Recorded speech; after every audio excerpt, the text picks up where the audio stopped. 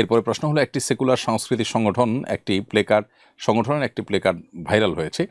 তাতে লেখা আছে যে গান শুনতে জানে না সে মানুষ হত্যা করতে পারে। গান না শোনা মানুষকে এভাবে ভয়ঙ্কর রূপে চিত্রায়িত করাকে কিভাবে দেখেন? খুবই দুর্ভাগ্যজনক একটি বাস্তবতা। আমাদের সমাজে সেকুলার বন্ধুরা প্রায় সময় দেখা যায় যে তারা ধার্মিক মানুষদেরকে খুব ভয়ঙ্কর রূপে দেখাবার চেষ্টা করেন।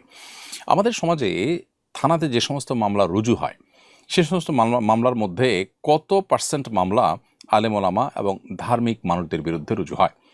মাদকাসক্তি থেকে নিয়ে যৌতুকের মামলা বলুন, হত্যাকাণ্ড বলুন, অন্য যত বড় বড় সামাজিক অপরাধ আছে, এই সমস্ত অপরাধ কর্মকাণ্ডগুলো ধার্মিক মানুষদের দ্বারা সংগঠনের পরিমাণ বা রেশিও কতখানি?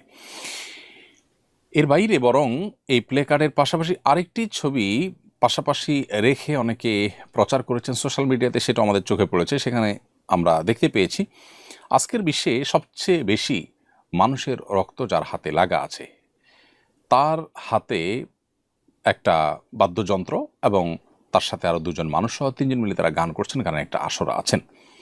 ছবিটি তার কথা আমরা নিশ্চয়ই বুঝতে পারছি, তিনি ইসরায়েলের প্রধানমন্ত্রী। তার এই যে গানের আসরের ছবি ভাইরাল হয়েছে, সেখানে স্পষ্টই দেখা যাচ্ছে তিনি গান করছেন, অর্থাৎ গানে তিনি মজেছেন এবং মজে থাকেন বা গান পছন্দ করেন বা গান।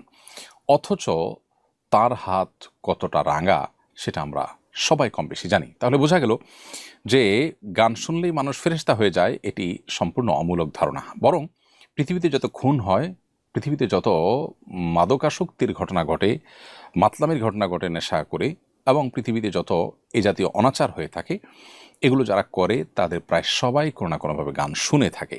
এর বিপরীতে যারা গানকে হারাম মনে করে তাদের দ্বারা এই জিনিসগুলো খুবই কম ঘটে। অতএব এখানে যেভাবে দেখানো হয়েছে বিষয়টা তা বরং তার উল্টো।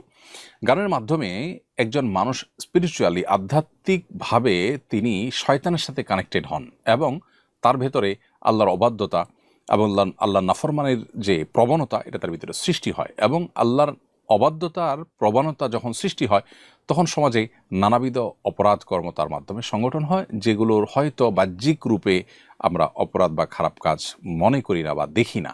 আজকের সমাজে, আজকের পৃথিবীতে বহু ব্যত্যয় হয় যেগুলোর পেছনে হয়তো আমাদের এরকম ভূমিকা আছে। তো স্পিরিচুয়ালি ক্ষতিগ্রস্ত করে আমাদেরকে যে বিষয়গুলো, তার মধ্যে এটি একটি। আপনি লক্ষ্য করবেন, আল্লাহ ছাড়া গায়রুল্লাহর যত উপাসনা করা হয়, পুজো করা হয়, এর সবগুলোর অপরিহার্য একটি উপাদান এবং আইটেম হলো গান। গান ছাড়া সেগুলো পূর্ণাঙ্গতা পায় না।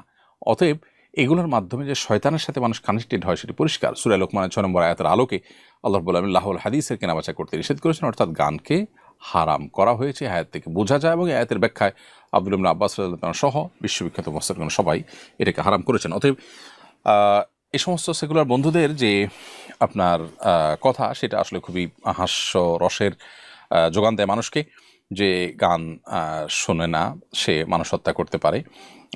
একেবারেই অমূলক এবং আমাদের সমাজের আলোকে এটি অবাস্তব একটি কথা।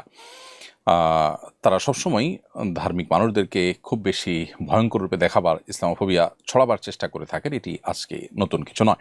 আলহামদুলিল্লাহ, সমাজের মানুষ এখন বুঝতে শুরু করেছে এবং তাদের এই সমস্ত পাতা ফাঁদে পা দেওয়া থেকে মানুষ এখন অনেক বেশি সতর্ক আছেন।